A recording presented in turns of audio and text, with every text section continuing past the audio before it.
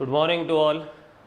Last class में हम जो है अवकलन के प्राचलिक फॉर्म के क्वेश्चंस हम कर रहे थे। अब आज उसी क्रम में आगे बढ़ते हैं हम। मैंने एक क्वेश्चन आपको लास्ट क्लास में एक्सप्लेन किया था, वो था फोर्थ का फर्स्ट। अब आज मैंने फोर्थ का सेकंड क्वेश्चन बोर्ड पे नोट किया है, उसे हम आगे देखते हैं कि क्या करना है हमें। तो प्राचलिक रूप में मैंने आपसे कहा था कि एक्स और वाई जो है वो टी के पदों में व्यक्त किए हुए रहेंगे, किसी अन्य प्राचल के पदों में होंगे। हो सकता है टी हो सकता है थीटा हो, या कोई और भी हो सकता है। तो यहाँ पर देखा जाए तो एक्स और वाई जो है वो टी के पदों में व्यक्त किए हुए हैं। तो हमें करना क्या है, इनका टी के सापेक्ष अवकलन करना है। मैं एक्स का भी टी के सापेक्ष अवकलन करूंगा और वाई का भी टी के सापेक्ष अवकलन करूंगा, और फिर मैं जब उन दोनों अवकलनों का भाग लगा दूंगा तो मुझे डी वाई बटा डी एक्स जो है वो प्राप्त हो जाएगा। तो चलो हम आगे बढ़ते हैं। मैं इस x का t के सापेक्ष अवकलन करता हूँ तो मुझे मिलेगा dx by d t equal to a constant है, बाहर रह जाएगा। cos t का अवकलन करोगे माइनस साइन t आ जाएगा। फिर log tan t by to का अवकलन करना है। तो इसके अंदर एक फलन के अंदर दूसरा है, उसके अंदर एक और फलन है। समझ रहे हो आप, संयुक्त फलन है ये। log किया हुआ है tan का और tan किया हुआ है t बाई टू का। तो पहले log का अवकलन होगा, फिर tan का होगा और फिर t बाई टू का होगा। ठीक है, तो ये एक क्रम से होगा। पहले log का होगा तो 1/x आता है log x का, इसलिए 1/tan t बाई टू आ गया। ये log का करने के बाद आ गया। अब tan t बाई टू का आप लोग अवकलन करेंगे तो आपको tan x का पता है, sec स्क्वायर x होता है। तो tan t बाई टू का आएगा sec square t by to. समझ गए, ये जो चीज़ x की जगह लिखी है वो ही आ जाएगी x की जगह। फिर होगा t बाई टू का। तो t बाई टू का अवकलन क्या होना चाहिए आपको पता है। t by two means x by two की तरह सोचो आप। जैसे x बाई टू का यदि आप x के सापेक्ष अवकलन करते तो आपको क्या मिलता, 1/2 मिलता। तो ठीक उसी तरीके से t बाई टू का t के सापेक्ष अवकलन हो रहा है, इसलिए क्या मिल जाएगा, 1/2 हो जाएगा। तो ये एक चैन सी बनी हुई है। पहले log का हुआ इसलिए ये मिला मुझे, फिर मल्टीप्लाई log को छोड़ दिया मैंने, और फिर tan का किया तब sec square t by two आ गया, और फिर t बाई टू का किया तब 1/2 आ गया। अब इसको आगे सॉल्व करते हैं और देखते हैं ये कोई सिंप्लीफाइड फॉर्म लेता है क्या। तो मुझे दिख रहा है कि उसके लिए मुझे ये जो साइन कॉस में इन्हें चेंज करना पड़ेगा, tan और sec को। तो देखो tan को आप साइन कॉस में चेंज करोगे, या आप ऐसे कहो कि 1/tan आपके लिए क्या हो जाएगा, cot थीटा। और cot थीटा को साइन कॉस में लिखो तो क्या लिख सकता हूँ, cos theta upon sine theta. तो यहाँ से क्या बनेगा, वो अपना cos theta upon sine theta.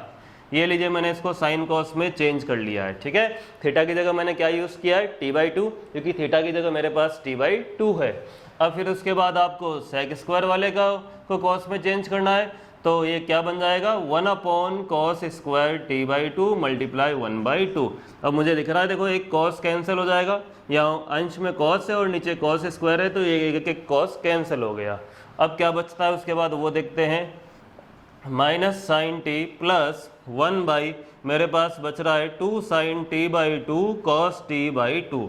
अभी आपका फॉर्मूला पढ़ा हुआ है कौन सा, कि 2 sin theta cos theta equal to always क्या होता है, sin 2 थीटा। पता है आपको, 2 sin theta cos theta is always equals to sin 2 theta.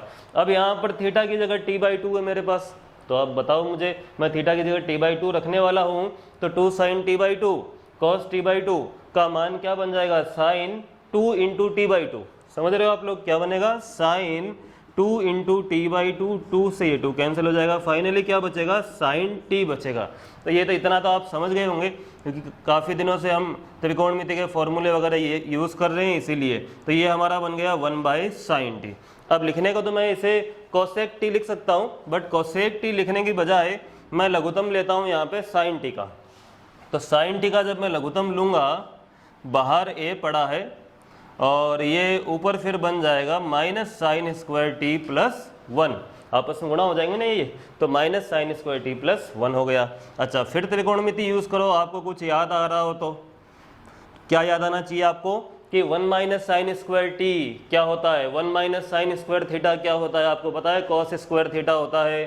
तो मैं 1 माइनस साइन स्क्वायर टी को क्या लिख दूंगा, cos स्क्वायर टी। ये लीजिए, कुल मिलाकर फाइनली ये dx बाई डी टी की वैल्यू है। अब ये आपका यहाँ पे ऊपर y दिया हुआ था, इसका अवकलन करते हैं तो आपको dy बाई डी टी मिलेगा। t के सापेक्ष अवकलन कर रहा हूँ, ए साइन टी का अवकलन क्या हो जाएगा, ए कॉस टी। इससे आगे तो इसे हमें सॉल्व करना है नहीं, बस इतना ही है इसके अंदर। साइन टी था, उसका अवकलन क्या हो गया, कॉस टी हो गया।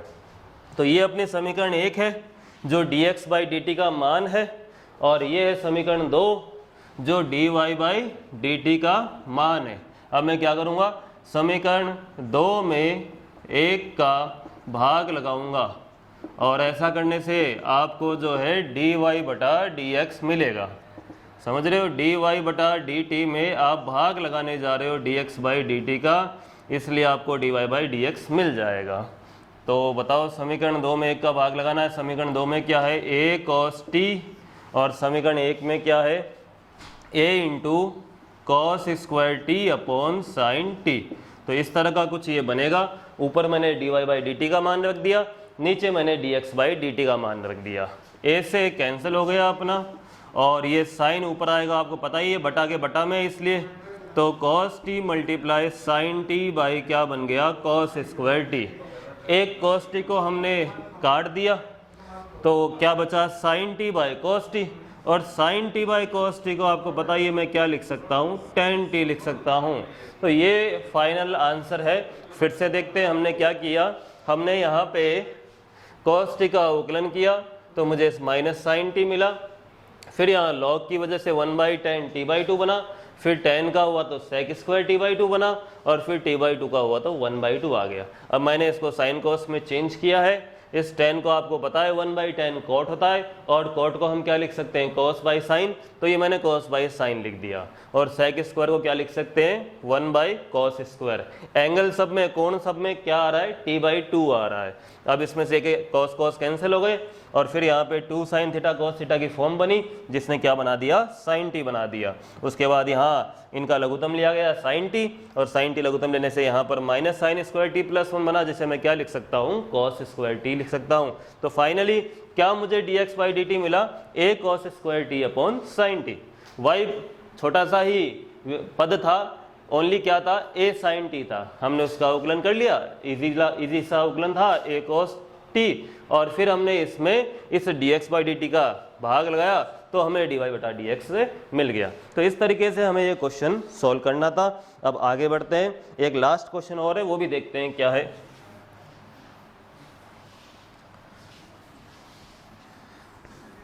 सिक्स्थ क्वेश्चन है बुक में, क्या है वो देखते हैं। हमें दो समीकरणें दी हुई है, ऐसा कह सकता हूं मैं, या दो कंडीशंस दी हुई है। एक तो हमें दिया हुआ x की पावर 3 प्लस y की पावर 3, x की पावर 3 प्लस y की power 3 equal to t minus 1/t, कुछ इस तरह का मुझे दिया हुआ है। और x की पावर 6 है, x की पावर 6 प्लस y की power 6 equal to t square plus 1/t square. उसने ये दो कंडीशंस मुझे दी है, और फिर क्या कहा है कि सिद्ध कीजिए, सिद्ध कीजिए कि प्रूव दैट x की power 4 y square dy by d x equal to 1 होगा। मैं वापस कंफर्म कर लेता हूँ, यस, x की power 4 y square d by d x equal to 1 होगा। तो हमें कुछ इस तरह का ये दिया हुआ है, और ये हमें सिद्ध करना है। तो ये तो आपके चीज़ समझ में आ गई होगी कि यहाँ पर कहीं पर भी t नहीं है ना। तो इट मीन्स दैट मुझे इन दोनों समीकरणों को हल करके, या इनमें आपस में कोई ऐसा संबंध है जिनमें t हट जाए, वो पता करना है। मीन्स इनका डायरेक्ट रिलेशन मुझे पता करना है, x और y का, t मुझे हटाना है यहाँ पे। यदि ऐसा हो जाता है तो फिर हम बाद में अवकलन करने की सोच सकते हैं, और ये देख सकते हैं कि ऐसा मान ये जो लिखा है वो आता है या नहीं आता है। तो वो बाद की बात है। पहली बात यह कि मुझे प्राचल को हटाना है यहाँ से, तो उसके लिए मुझे क्या करना पड़ेगा। देखो, पहली समीकरण में यहाँ पर t माइनस 1/t है, और दूसरी समीकरण में t square plus 1/t square है। तो मुझे कुछ समझ में आ रहा है, और वो ये है कि मैं इसका वर्क कर लूँ तो शायद कुछ हो सकता है। ठीक है, तो मैं क्या करने जा रहा हूँ, दो समीकरण दी हुई है, उसमें से समीकरण 1 का वर्क करने जा रहे हैं। देखते हैं उसके बाद क्या होगा। तो वर्क करोगे तो इधर क्या होगा, x cube plus y cube का वर्ग, और सामने की तरफ क्या होगा, t माइनस 1/t का वर्ग हो जाएगा। वर्ग खोलते हैं, कुछ ना कुछ हमें मिलने वाला है, उससे देखते हैं क्या होगा। फिर बताओ, a प्लस बी का होल स्क्वायर खोलोगे तो आपको a स्क्वायर plus b square plus 2ab मिलेगा। तो अभी अपना ए स्क्वायर क्या बन जाएगा x की पावर 6 और बी स्क्वायर क्या बन जाएगा y की पावर 6 और 2ab क्या बन जाएगा 2x क्यूब y क्यूब बन जाएगा। इस तरफ a माइनस बी का होल स्क्वायर है तो वो ए स्क्वायर ये लीजिए plus b square minus 2ab minus 2 into t into 1/t। तो ये अपना हो गया a square plus b square minus 2a into b. T से टी कैंसिल हो जाएगा, पता है सभी को, टी से टी मैंने कैंसिल कर दिया। अच्छा, अब ये मैंने स्क्वायर इसीलिए तो कहता था कि मुझे t square plus 1/t square मिल गया। तो समीकरण 2 से मैं मान रख देता हूँ इस T square plus 1/t square का। तो नीचे क्या आएगा x की पावर 6 प्लस y की power 6 plus 2x cube y cube equal to, इसकी जगह कौन सा मान आएगा x की पावर 6 प्लस y की पावर 6 और इसमें से क्या बच रहा है -2। दोनों तरफ से आपको दिख रहा है अब x की पावर 6 x की पावर 6 कैंसिल हो गया, y की पावर 6 y की पावर 6 कैंसिल हो गया। क्या बचा मेरे पास 2x cube y cube equal to -2 भी दोनों तरफ से कैंसिल कर दूं तो फिर लास्ट में मेरे पास क्या बचेगा x cube y cube equal to -1 आ जाएगा। ठीक है, अब ये देखिए x और y में रिलेशन आ गया, प्राचल यहाँ पे हट गया है। अब हम देखते हैं कि क्या करना है, अवकलन तो करना है वो आपको पता है ही, क्यों? क्योंकि dy बाई dx उसने लिखा है मेन से, जो प्रूफ करना है उसमें, तो अवकलन तो करना ही है। तो अवकलन करके देखते हैं क्या होता है, अभी आपको पता चल जाएगा। तो गुणा के नियम से अवकलन होगा, आपने x क्यूब को ऐसा का ऐसा रखा और y क्यूब का अवकलन किया तो 3y square dy by dx मिला, समझ गए, प्लस y क्यूब को ऐसा का ऐसा रखा और x क्यूब का अवकलन किया तो क्या मिल गया 3x स्क्वायर और -1 का अवकलन क्या हो गया 0। ठीक है, 3 दोनों में से कॉमन आगे काटा जा सकता है और क्या कॉमन आ सकता है इन दोनों में से x स्क्वायर y स्क्वायर। तो 3 और x स्क्वायर y स्क्वायर यदि मैं कॉमन ले लूँ तो इसमें से बचेगा x dy बाई dx और इसमें से बचेगा only y plus equal to 0। अब इसका तो इधर भाग लग जाएगा तो क्या बचेगा x dy by dx plus y equal to 0। ये स्थिति मेरे सामने आकर मैं अटक गया, अब कह सकता हूँ एक तरीके से, क्यों? क्योंकि जो लाना था वो मुझे नहीं मिला है, दिख रहा है ना आपको। तो उसके लिए अब आपको कुछ सोचना पड़ेगा, या तो आप, ये आपने गलत नहीं किया है, अवकलन आपने बिल्कुल सही किया है। अब जो वो चाह रहा था वो आपको बनाना है, अब वो कैसे बनाया जाए उसके लिए आपको थोड़ा दिमाग लगाना पड़ेगा, और कुछ भी नहीं है यहाँ पे। बस ये सोचना है कि जो हमें चाहिए था वो कैसे लाया जाए। तो देखो मैं क्या करूँगा, अब यहाँ से आगे बढ़ना चाह रहा हूँ मैं। इस पूरी समीकरण को x क्यूब और y स्क्वायर से गुणा कर देते हैं, ठीक है, क्योंकि आपको ये चाहिए ना x की पावर 4y स्क्वायर। तो मैं इसको x क्यूब y स्क्वायर से गुणा करता हूँ, देखते हैं उससे कुछ होता है क्या। तो x क्यूब y स्क्वायर से इसको गुणा करोगे तो क्या बनेगा, x का 4y square dy by dx plus इसको आप x क्यूब y स्क्वायर से गुणा करोगे तो बताओ क्या बनेगा, x क्यूब y क्यूब बनेगा ना भाई, y एक पहले से ही है, और इस 0 को मल्टीप्लाई करूंगा तो क्या बन जाएगा 0 बन जाएगा। क्लियर है। अब देखो जिस कंडीशन का आपने अवकलन किया था, यदि उस कंडीशन को भी काम में ले लूं तो x क्यूब y क्यूब की जगह क्या लिख सकते हैं, -1 लिख सकते हैं ना। तो ये लीजिए मैं उसकी जगह -1 लिख देता हूँ, ये लीजिए। अब आंसर आ गया, आपको दिख रहा हो तो इस तरीके से हमें घबराना नहीं है बिल्कुल भी कि सर हमें ये कंडीशन मिली, हमने अवकलन कर दिया बट आंसर नहीं आया। तो इसका मतलब ये नहीं है कि आपने गलत किया है, इसका मतलब ये है कि आपको कुछ चेंजेस करने हैं ताकि वो चीज़ आ पाए। और मैंने क्या चेंज किया, x क्यूब y स्क्वायर से गुणा किया, ठीक है। और यदि आप पहले ही दिमाग लगा लेते तो मैं दूसरे तरीके से वो आंसर डायरेक्ट भी ला सकता हूँ, वो देखते हैं कैसे होगा। तो इसको मिटा देता हूँ मैं, ठीक है, और वो देखते हैं दूसरा तरीका कौन सा है।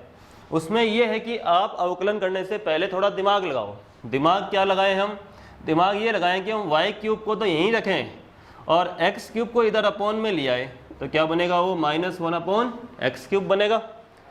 अब मैं इसको क्या लिख सकता हूँ, आपको पता है x क्यूब को पावर ऊपर लाके -x की पावर क्या हो जाएगा -3 हो जाएगा।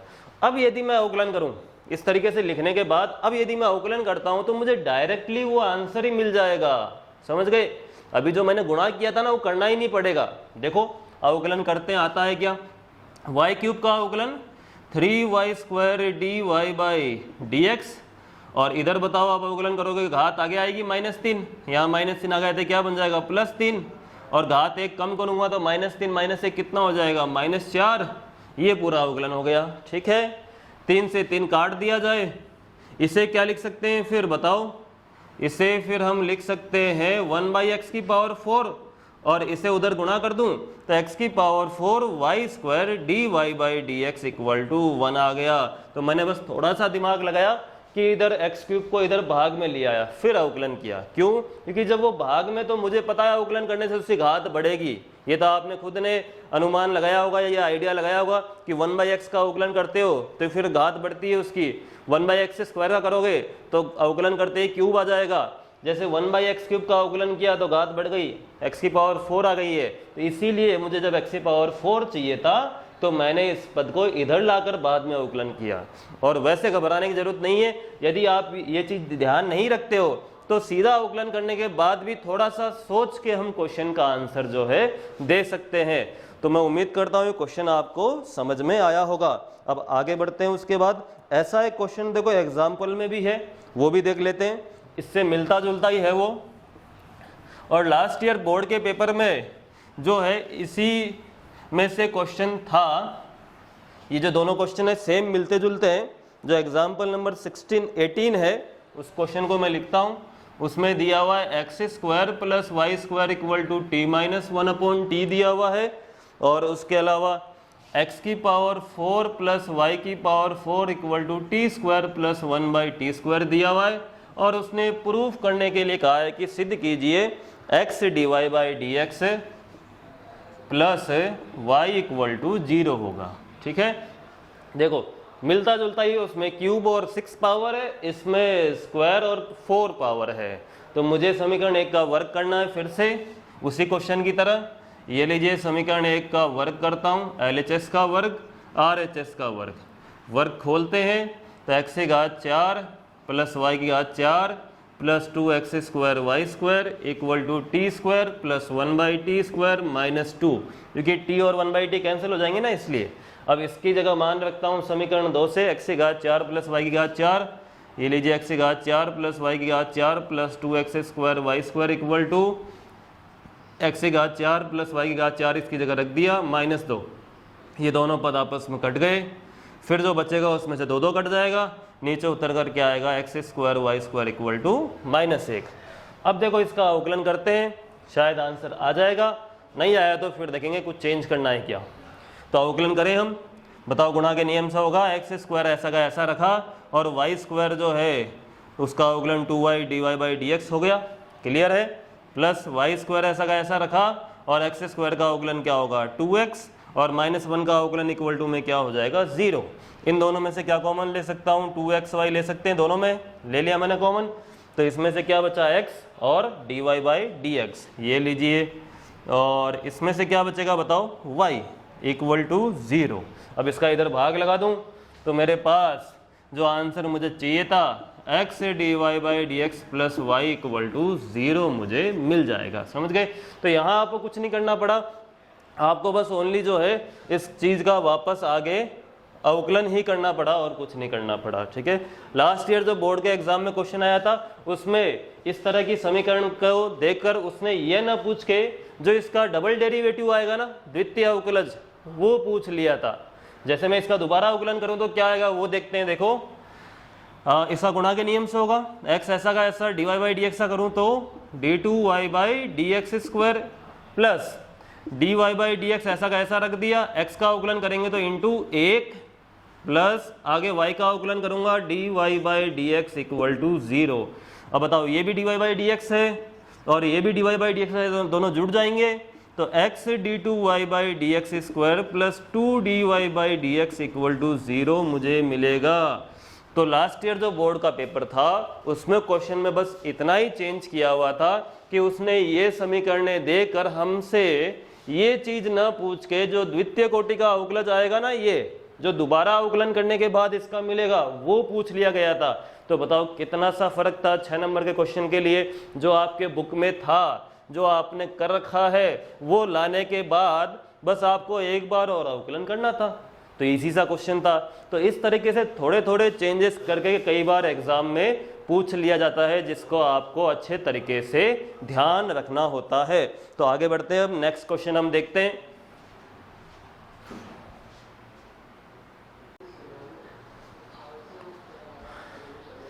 हाँ, तो नेक्स्ट क्वेश्चन फिर हमारा जो है, हम आगे बढ़ते हैं। प्राचलिक अवकलन ये हमने देख लिया। अब द्वितीय कोटि के अवकलज हम देखते हैं, उसमें भी काफ़ी क्वेश्चंस है, उनमें से कुछ क्वेश्चंस करते हैं। यहाँ हमें आपको पता है क्या करना है, 2 बार अवकलन करना पड़ेगा। हम एक बार अवकलन करते हैं तब हमें dy/dx मिलता है, हम दोबारा अवकलन करते हैं तब हमें क्या मिलता है, d2y/dx² मिलता है, और उसे हम क्या कह रहे हैं, द्वितीय कोटि का अवकलज कह रहे हैं। जैसे क्वेश्चन देखो, क्वेश्चन नंबर 5 देखते हैं, 7.5 में से अच्छा क्वेश्चन है। x = a cos cube theta दिया हुआ है and y = x = a cos cube theta दिया हुआ है और y = a sin cube theta दिया हुआ है, ठीक है। और फिर आपसे कहा है कि थीटा = π/4 पर बताइए, थीटा = π/4 पर d2y/dx² बताइए कितना आएगा, ठीक है।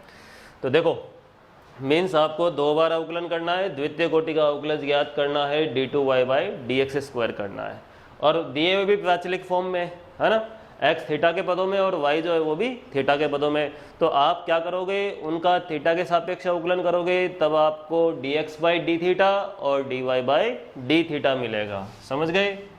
जैसे हम कर रहे थे ना, हम dy/dθ पता करेंगे और dx/dθ पता करेंगे और भाग लगाएंगे, तब क्या मिलेगा, हमें dy/dx मिलेगा। हमें मिल रहा था अभी तक, उसी तरीके से हमें करना है। कुछ लोग इसमें ज़्यादा दिमाग लगाकर गलती कर लेते हैं। कुछ लोग ये सोचते हैं कि dy/dx पूछा, जैसे हमने निकाला था, कैसे निकाला था, y का थीटा के सापेक्ष अवकलन कर लिया और x का थीटा के सापेक्ष अवकलन कर लिया और भाग लगा लिया। तो अब जब ये d2y/dx² पूछ रहा है तो 2 बार अवकलन करके भाग लगा लेते हैं।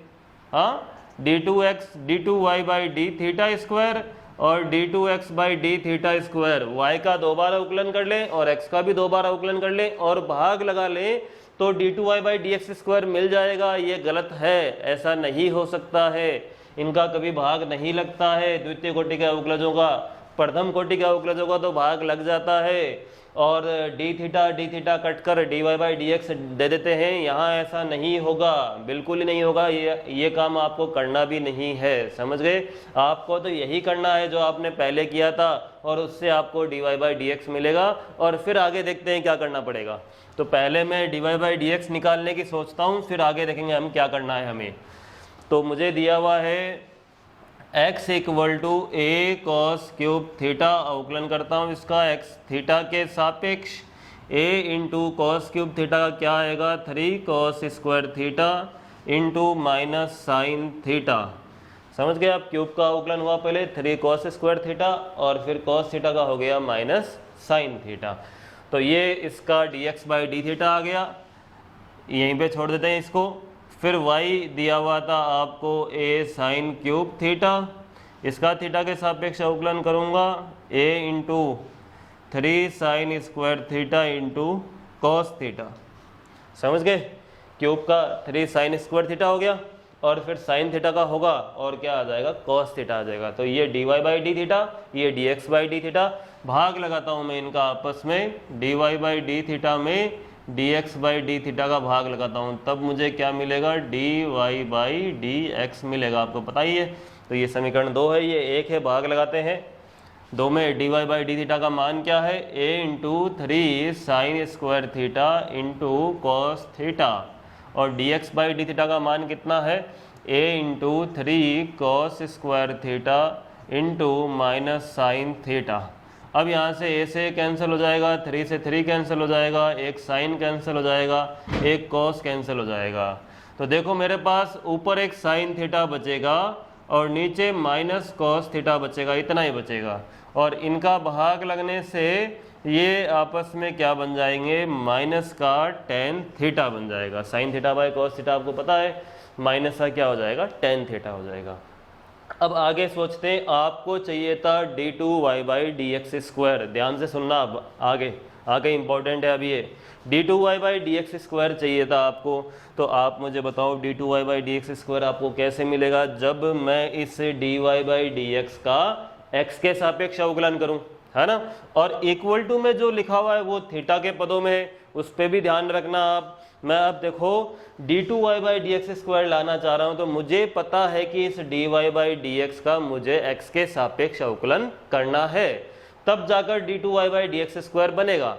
और x के सापेक्ष आपने इसका अवकलन किया है, तो माइनस टेन थीटा का भी आपको x के सापेक्ष ही करना पड़ेगा। तो देखते हैं, मैं यहाँ लाइन लिख देता हूँ, मेंशन कर देता हूँ मैं कि x के सापेक्ष अवकलन कर रहे हैं हम, और फिर देखते हैं क्या होने वाला है।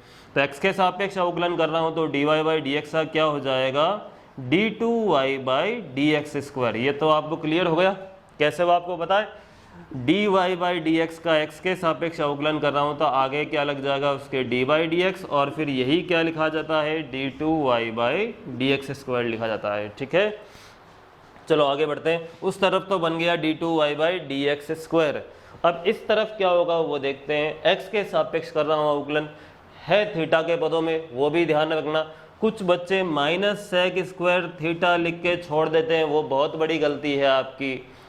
इस चीज़ का आप हमेशा दिमाग में बिठा लेना कि -sec² थीटा ही नहीं आएगा ओनली। क्यों? क्योंकि ये तो तब आता जब मैं थीटा के सापेक्ष अवकलन करता ना, टेन थीटा का थीटा के सापेक्ष करता, तब sec² थीटा आता। अवकलन तो आपने x के सापेक्ष किया है।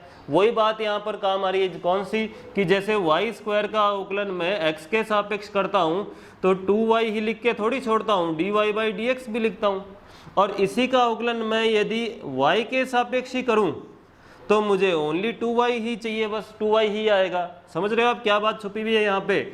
y² का अवकलन y के सापेक्ष करूं तो ओनली 2y आएगा, और अवकलन उसका x के सापेक्ष करूं तो पहले स्क्वायर का हो गया, फिर उस y उस चर का भी होता है।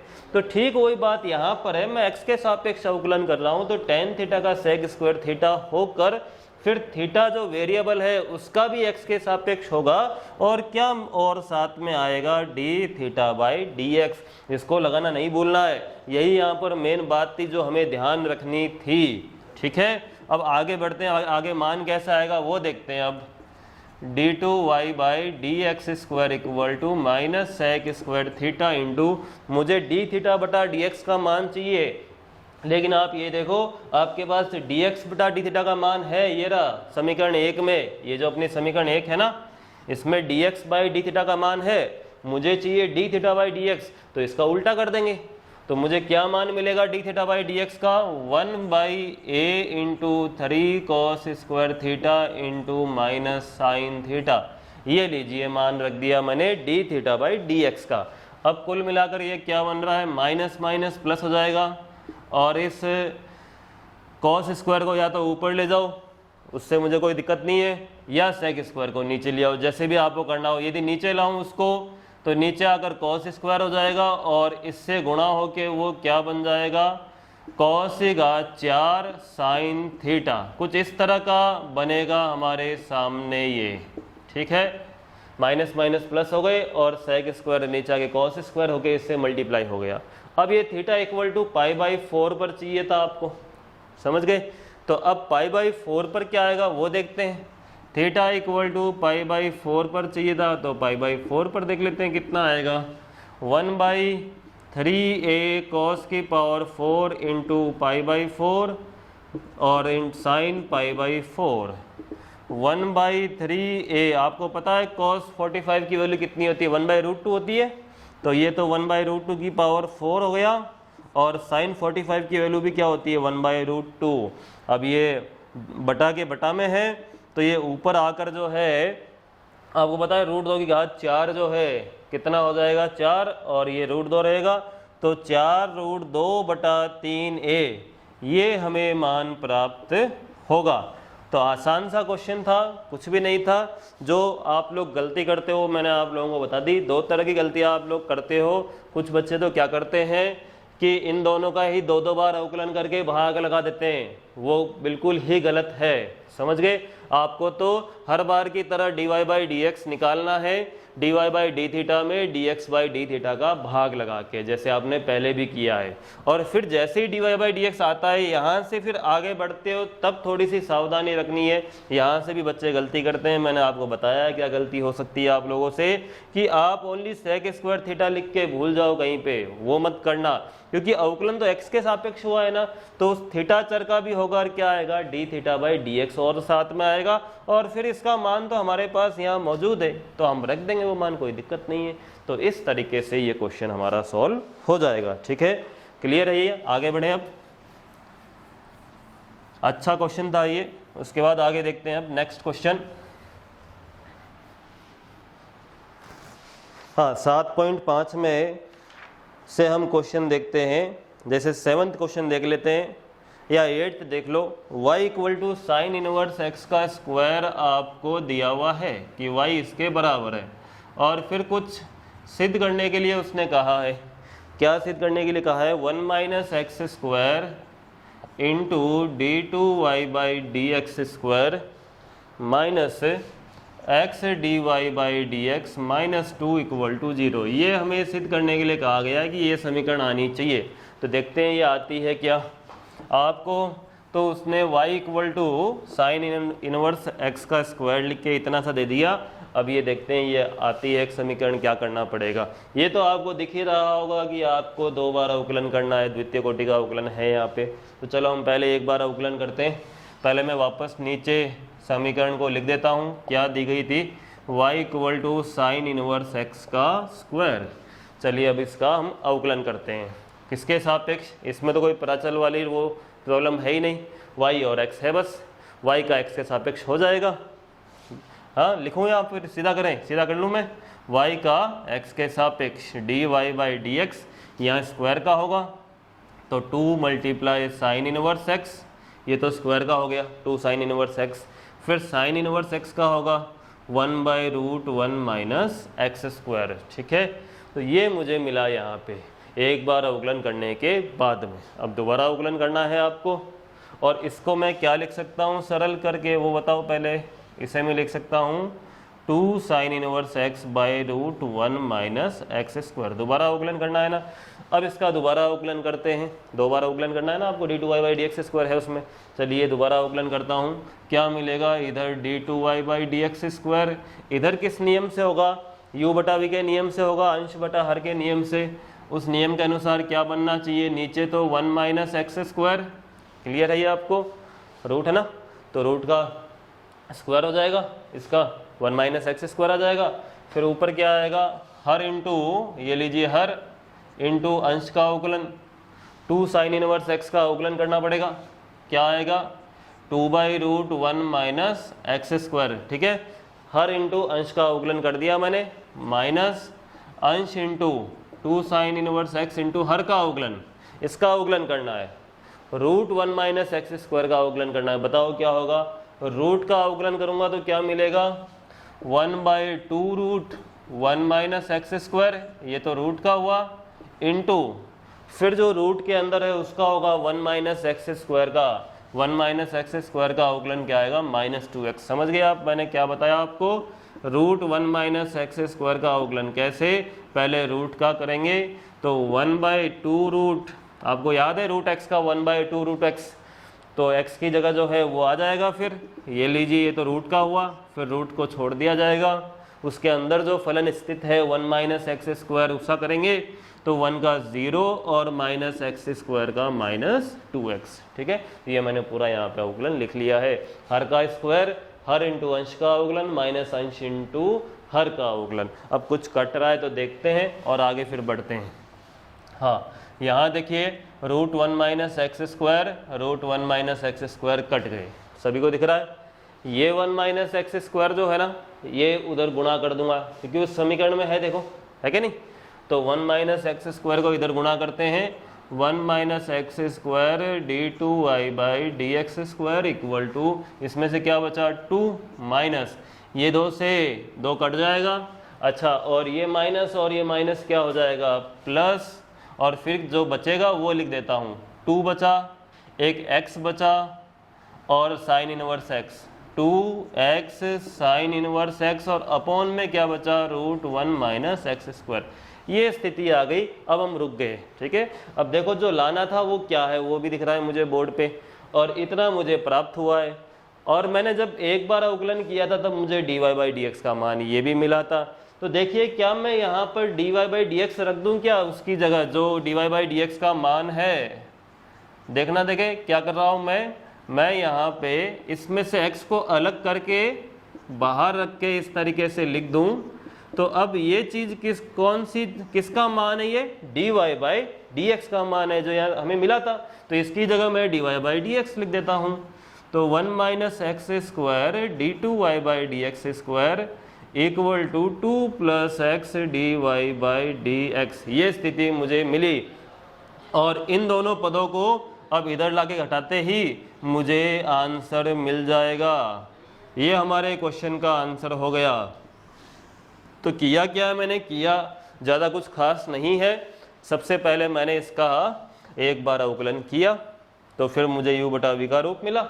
फिर मैंने दोबारा अवकलन किया, और क्यों किया आपको पता है, क्योंकि इसके अंदर द्वितीय कोटि का अवकलज है। फिर मुझे दिख रहा था ये समीकरण मुझे बनानी है तो 1 माइनस x² को इधर गुणा करना है, फिर इक्वल टू में ये बच गया।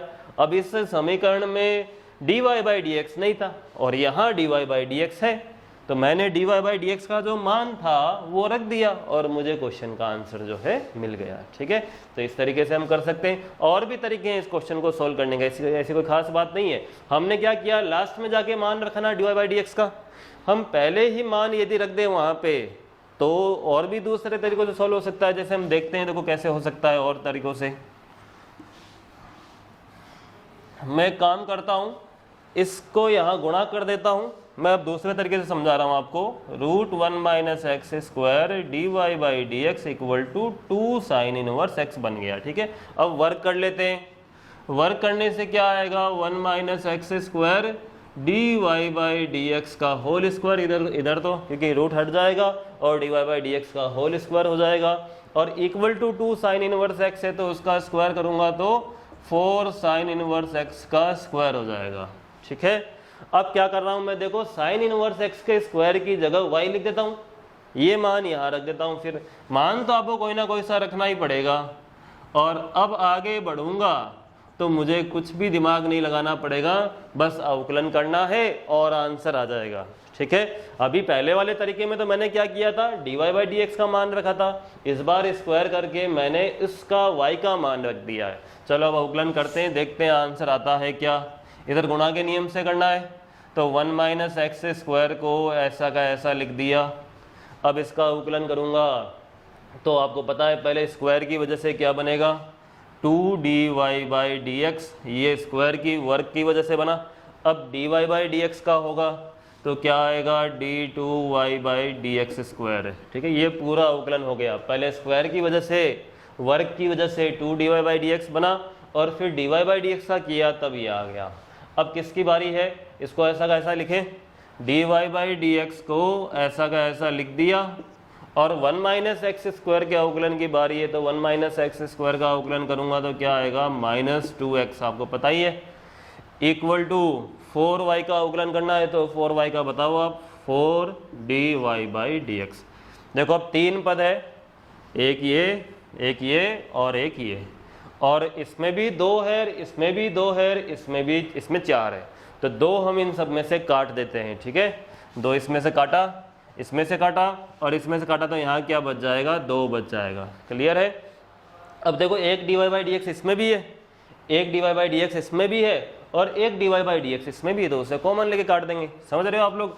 इन दोनों में से मैं dy/dx को कॉमन लूँ तो पीछे क्या बचा बताओ आप, 1 माइनस x² बचा और d2y/dx² बचा, और देखो प्लस नहीं माइनस, क्योंकि ये माइनस अंदर है ना यहाँ पे, तो -x और एक dy/dx कॉमन लिया है ना मैंने, तो पीछे का क्या बच जाएगा, एक dy बाई डी एक्स बच जाएगा और equal to 2dy by d x. चलिए dy बाई डी एक्स यहाँ से और यहाँ से काट देते हैं और ऐसा करते ही मुझे सवाल का आंसर जो है वो मिल गया। तो समझ गए, इस तरीके से और भी तरीके बनते हैं, सारे एक ही निष्कर्ष पे पहुँचते हैं। किसी में आप पहले मान रख रहे हो, किसी में बाद में रख रहे हो। यहाँ मैंने दोबारा अवकलन करने से पहले वापस मान रखा है, y रखा है, और पहले जो मैंने तरीका बताया उसमें मैंने लास्ट में जाकर ये देखा कि मुझे कहाँ कहाँ से मान रखने हैं। तो इस तरह के क्वेश्चंस और भी है, अब आप कीजिएगा। मैं और दूसरा आपको एक क्वेश्चन समझाता हूँ। उदाहरण नंबर 21 देख लेते हैं। और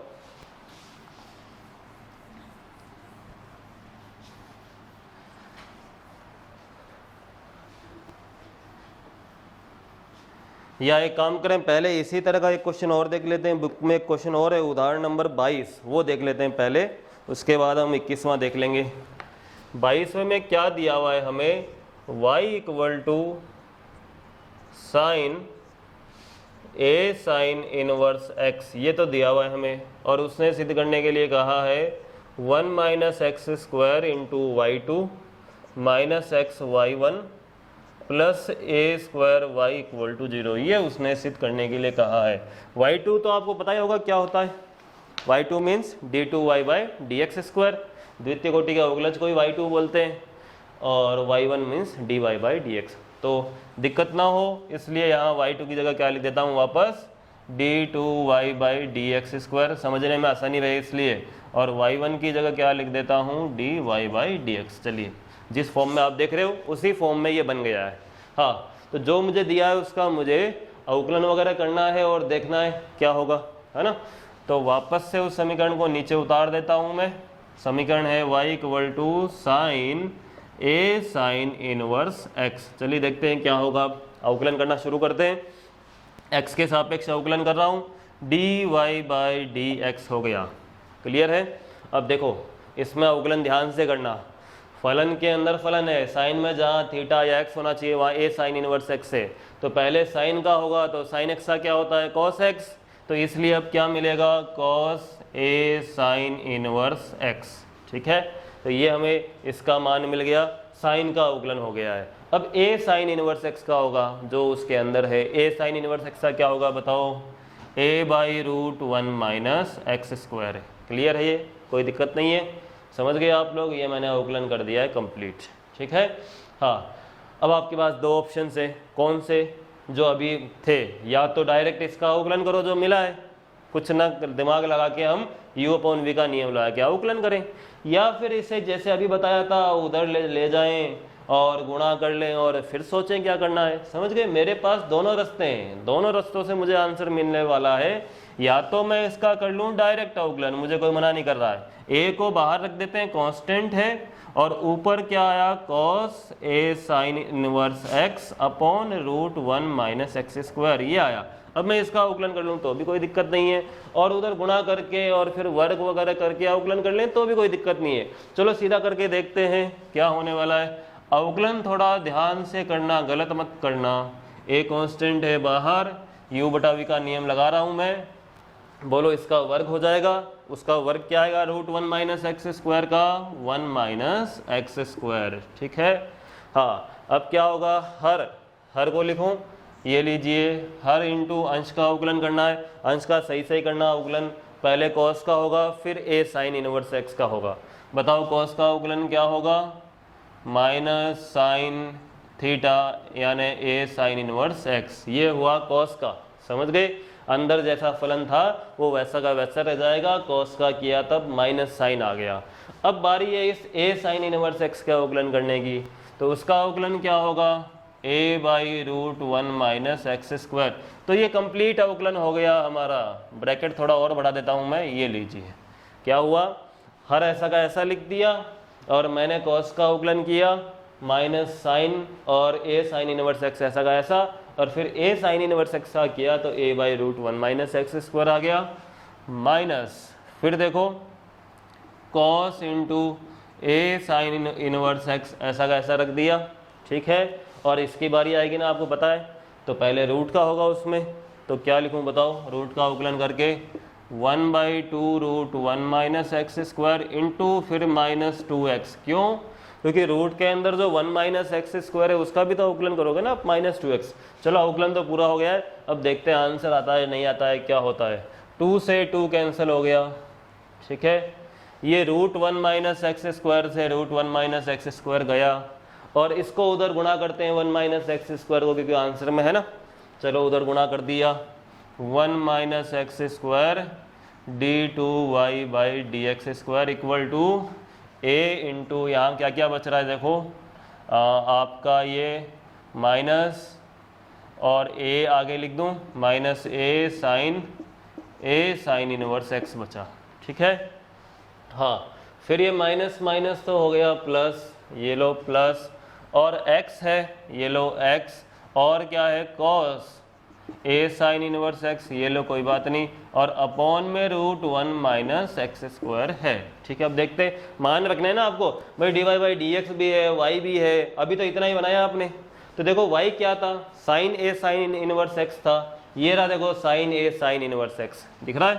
तो यहाँ तो y रख दूँ, चलो यहाँ y रखते हैं, 1 - x² d2y/dx² equal to a into -ay, y रख दिया मैंने वहाँ पे, ठीक है। हाँ, यहाँ देखो क्या करना है, अब मुझे दिख रहा है अच्छे तरीके से कि ये देखो यहाँ पे a multiply cos of this a sine inverse x upon √1 - x² किसके इक्वल है dy/dx।